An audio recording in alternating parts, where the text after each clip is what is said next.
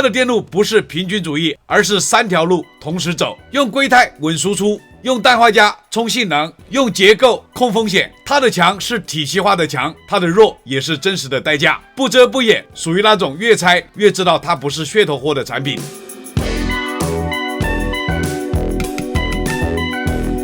在测试篇里，我们已经把酷莱科 45L 电能卡片充电宝它的性能跑了个遍，协议兼容性这个不用说，非常好，82%的转换效率，容量甚至是反向虚标，纹波控制一如既往的干净。但同时 C1 口留下了一个小小的悬念，纹波始终能看到一个固定相位的尖锋毛刺，这是设计缺陷还是氮化镓器件的高速顺带指纹？这个问题仅靠示波器是回答不了的，我们要把它彻底拆开，把里面的器件和架构逐一确认，这才是离火车拆的第2回合，也是最关键的一步。性能的背后到底是豪华真材实料还是表面文章？接下来我们用拆解给你们答案。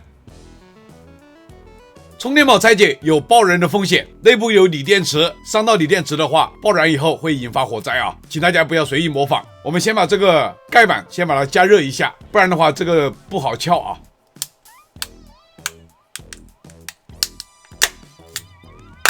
先把屏幕上面这个盖子拆下来了，拆下来以后发现内部还有一套盖子啊。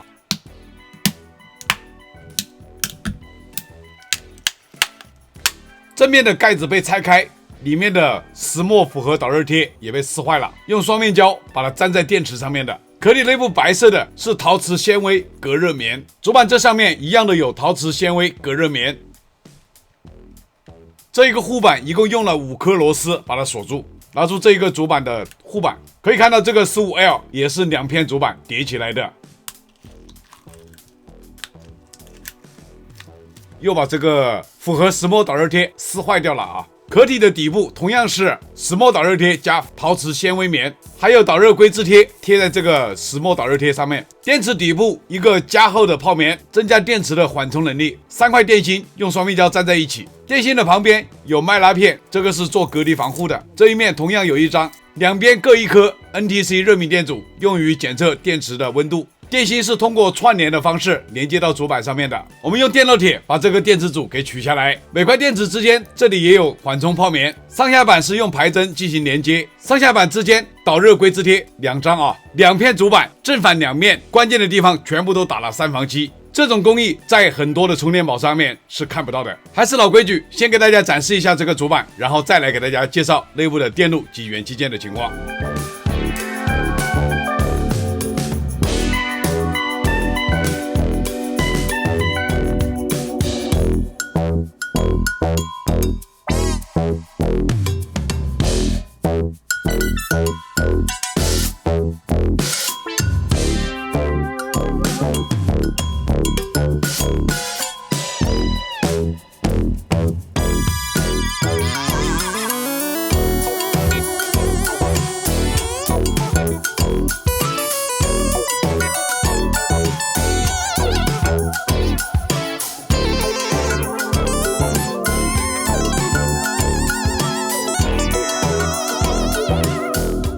拆到这里，终于看到这台 15L 的心脏区域。它的电路不是常规充电宝看到的那种万能版，电池保护和主控系统3口功率有着非常明显的酷莱科特色。它是有规划、有层次的，整体走线干净，供电分区也是很清晰，看得出来是奔着高功率、强兼容和稳定输出去的，而不是那种拼价格的思路。但它究竟是扎实堆料，还是在关键地方偏科取舍？3口之间的功率调度是否真的如宣传一样智能？主功率通道为了追求速度，是否留下了潜在的代价？真相在电路里，答案我们一个模块一个模块揭开。我们先来看这台 15L 的主控与电池保护部分，它相当于整台机器的中枢神经加安全底座。电芯来自天津力神新能源，这颗硅碳负极聚合物电芯，单颗容量5000毫安时， 19.25瓦时，3串一并组成电池组，为后面的高功率输出提供更高的母线电压基础。力神新能源1997年成立，国内老牌的动力与储能电芯厂。保护部分使用的深圳创新微微电子的 CM1332RAT 3串保护 IC， 负责电池的过充、过放、过流与短度保护。创新为2004年成立，专注电池管理与 BMS 方案，搭配2颗思印1534的保护开关管作为保险闸，厂家未知。同时配置了2颗 R005 采样电阻，用于电流监控，以及2颗 NTC 热敏电阻，适时采集电池温度，构成一套完整的保护闭环。控制系统方面，主控 MSU 采用南京庆和微电子出品的 X035F8U6， 这个芯片负责整机的逻辑、人机交互以及全彩显示系统。南京庆和微2004年成立，主营 MSU 与接口芯片，协议与快充调度交由 ABOV 韩国现代单片机出品的 94P830KUN MSU 处理。现代单片机2006年成立，专注家电与快充领域 MSU。为了让2颗控制 MSU 工作更稳定，他们使用了2颗杭州西丽杰的降压芯片，型号分别是 SY7302、SY8302。它们各自配合小型合金电感，为2颗 MSU 独立供电，避免高速噪声串入逻辑系统，提升整机的可靠性。杭州西丽杰2008年成立，专注各类电源管理芯片。整体来看，这一部分功能完整，保护链齐全，主控与协议分工明确，没有走低成本一锅端的路线，为整机输出与多口调度打下了偏稳重的底。3口输出部分是这台 15L 的核心动力系统，由韩国现代单片机的 MSU 统一调度，确保3个充电口同时存在时不冲突、不乱跳、不乱断。先看 C1 口的通路，这里采用的是上海蓝星科技 SC8806 升降压控制芯片，控制双向全桥降压拓扑电路。蓝星科技2015年成立，专注快充与电源管理芯片，搭配4颗英诺赛科出品的氮化镓开关管组成全桥拓扑，示意型号为 D17， 实际型号是 INN040FQ043A。英诺赛科2015年成立，专注于第3代氮化镓器件的开发与应用。每一颗氮化镓开关管旁边都配备了1颗 S34 肖特基2级管，用于高速切换过程中的反向电流缓冲，减少死区尖峰，提高切换顺态稳定性。主功率回路使用 1.5 微亨合金电感进行储能，2端各配备10颗 MLCC 做高速滤波，这边有5颗，背面这里还有5颗，这一边也是一样的。然后 C1 端口这附近再次叠加11颗 MLCC 进行2次滤波，这边有6颗，反面还有5颗，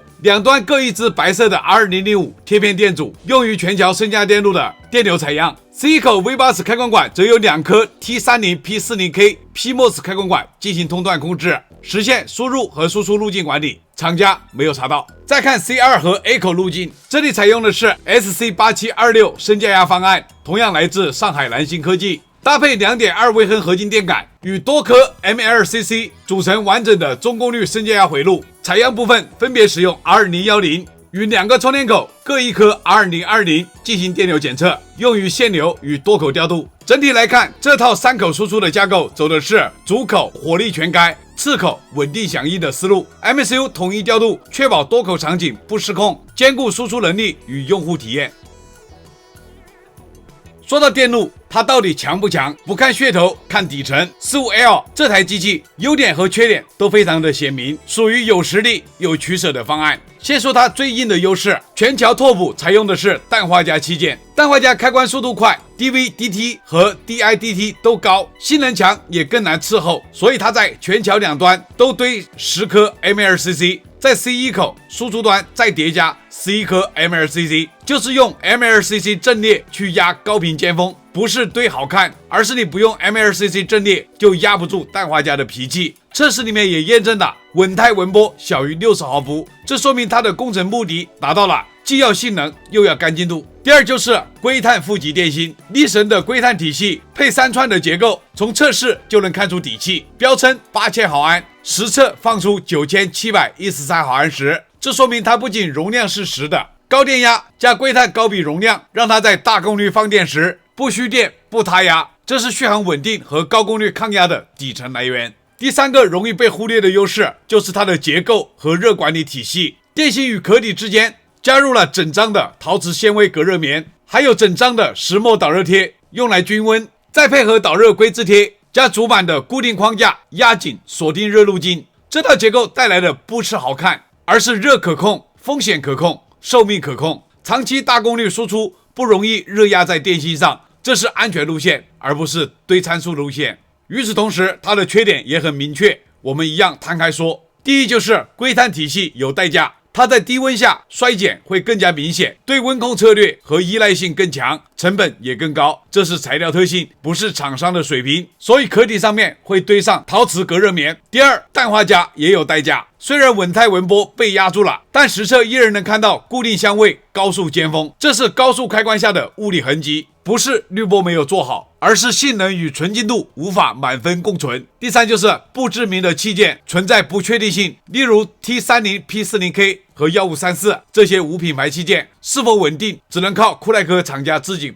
把控。库莱克15号超级电能卡 L， 它的电路不是平均主义，而是3条路同时走，用硅钛稳输出，用氮化镓冲性能，用结构控风险。它的强是体系化的强，它的弱也是真实的代价，不遮不掩，属于那种越拆越知道它不是噱头货的产品。测试完，拆解完，其实这台库莱克 15L 给我的感觉很明确，它不是一台讨好所有人的充电宝，没有走平均主义，没有妥协到所谓的轻轻松松、普普通通、合家欢。这是一台有脾气、有方向、有底线的产品。从咱们前面测试数据上看，它靠层级说话，5次循环平均转换效率 82%，9713毫安时的实际电量释放，文波干净，兼容广，大功率稳，不虚标，不虚顶。这不是宣传好看，这是真材实料堆出来的结果。从电路上看，它的3大核心：硅碳电芯抗压、氮化镓全桥能打、结构与热管理赶下成本，尤其是陶瓷隔热棉加石墨导热贴加主板框架堆栈，这种架构用一句话形容就是别人做一个电路，他做的是一台系统。当然它也不是没有缺点，硅碳有代价，氮化镓有尖峰，不知名的器件有不确定性，这些我拆给你们看，我也说给你们听，它不是神机，它是优点炸裂短板真实的那种机器。到底该不该买，我的结论也很明确，如果你只想一台便宜随便用无脑充的，那对不起，这台不适合你。但是如果你重视文波、耐充、结构安全、电路底子和大功率稳定性，那这台 15L 在现在这个价位段，你很难找到第二台能跟它正面硬碰的。它不是给所有消费者准备的，它是给懂产品的人准备的，这就是我对 15L 的结论。测试为了了解，猜是为真相，认真车载客观输出。我是离火车载，非常感谢各位老铁们一直来的支持和鼓励，有你们的陪伴，才有我一直猜下去的动力。这期视频谢谢大家观看，咱们下期视频再见。